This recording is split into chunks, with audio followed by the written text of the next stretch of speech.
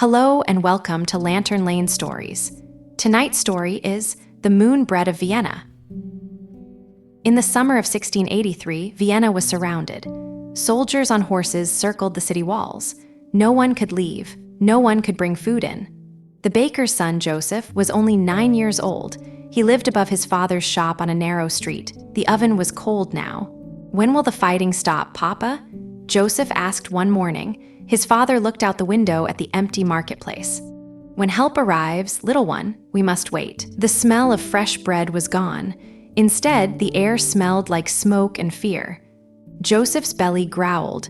Everyone's belly was growling. 2 months, that is how long Vienna waited. The walls held, the people held, but barely. On a September morning, church bells rang out across Vienna. Soldiers on horses were leaving. The Ottoman army was retreating. A Polish king named Johann had brought soldiers to help. The siege was broken. Joseph ran to the window. Sunlight poured onto the empty streets. "Papa," he shouted. "Papa, they're leaving." His father came down the stairs slowly. For 2 months, he had barely slept. He looked at the cold oven. Then he looked at Joseph. "We have flour hidden in the cellar," he said quietly. "Very little, but enough. For bread," Joseph whispered. "For something special," his father said, "to remember this day, forever." Joseph's father gathered flour, butter, and a tiny bit of sugar into a wooden bowl. "Listen carefully," he told Joseph. "I am going to tell you a secret." "What secret?" Joseph leaned close. "The Ottoman flag," his father said, "has a crescent moon on it, a curved moon like this." He drew a curved line in the flour dust on the table. "We are going to make a bread shaped like that moon," he said, "but it will be our moon now, a moon of victory." Joseph's eyes grew wide. "We're making the enemy's moon into our bread?"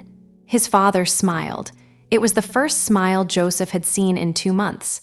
"Exactly, my son. We take what frightened us, we make it beautiful, we eat it." Together, they mixed the dough. It felt warm in their cold kitchen. "This is the hardest part," Joseph's father said. "We must fold butter into the dough many times." He showed Joseph how to roll the dough thin, spread butter, fold it, and roll again. "Why so many times, Papa?"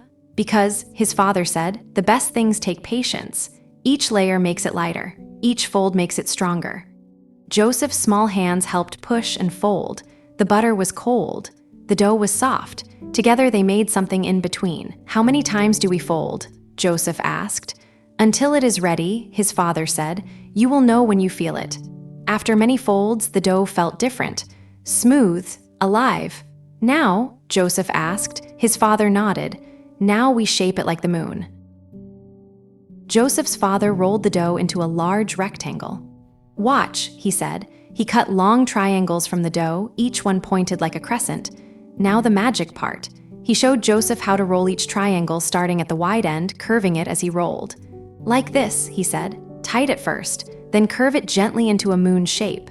Joseph tried. His first one was lumpy. His father laughed, a real laugh. "Try again. Each moon is different. That is what makes it beautiful." Joseph's second one was better. His third was better still. Soon the table was covered with little crescents. They looked like moons. Dozens of small, pale moons waiting to be born. Joseph's father lit the oven for the first time in 2 months. The flames caught. Heat poured out. The kitchen grew warm. "We are bringing fire back to Vienna," he whispered. The crescents went onto a wooden board ready to bake. "How long?" Joseph asked. "Until they are golden like the sun," his father said. "Until the butter makes them shine."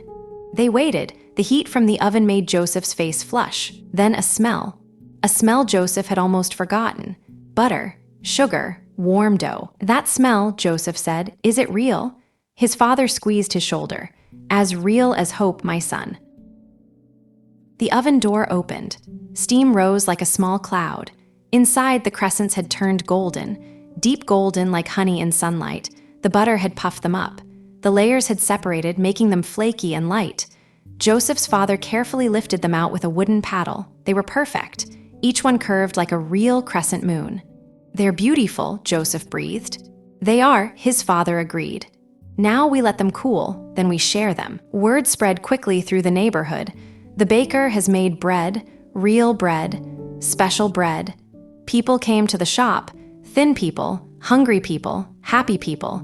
Each person received one small crescent. Joseph watched a woman bite into her crescent, her eyes closed. A tear rolled down her cheek. "It's the best thing I've ever tasted," she whispered. A man took a bite and smiled at his daughter. "Do you taste the butter? Do you taste the victory?" The little girl nodded, her mouth full. Joseph bit into his own crescent. The outside was crispy. It crackled between his teeth. Inside, the layers were soft and tender, melting on his tongue. It tasted like butter and sugar and hope. It tasted like his father's hands, working through the night. It tasted like Vienna, alive again. Years passed. Joseph grew up. He became a baker like his father. He taught his own children how to fold butter into dough. He taught them that each layer meant patience. Each curve meant victory. The crescent bread became famous in Vienna. Bakers all across the city began making them. Then, something unexpected happened. Traders and travelers carried the recipe westward. It went to other cities. It went to other countries. When it reached France, the French bakers loved it so much they made it their own. They called it croissant, which means crescent in French. But it started here, in Vienna, on the morning after the siege broke. Today, 340 years later, people all over the world eat croissants. In Paris, in London, in New York, in Tokyo. But most people do not know the true story. They do not know it was born from a siege. They do not know it was shaped like the enemy's flag, turned into something beautiful. They do not know about Joseph and his father, folding butter in the dark. If you ever eat a croissant, you can remember. You can remember Vienna in 1683. You can remember the moon that frightened people and the moon-shaped bread that made them smile. You can remember that sometimes the best way to win is to make something delicious. In Vienna tonight, the bakeries are still there. The ovens are warm, the butter is folded with care. In the windows, golden crescents catch the lamplight. Children press their noses against the glass. "Can we have one?" they ask. Their parents smile and nod. They buy a crescent. Maybe two. They bite into the flaky layers, tasting butter and history. They taste 340 years of memory. And somewhere in that taste, Joseph and his father are still there. Still folding, still shaping, still remembering the morning the siege broke. And so, Vienna also slowly, slowly fell asleep. Good night.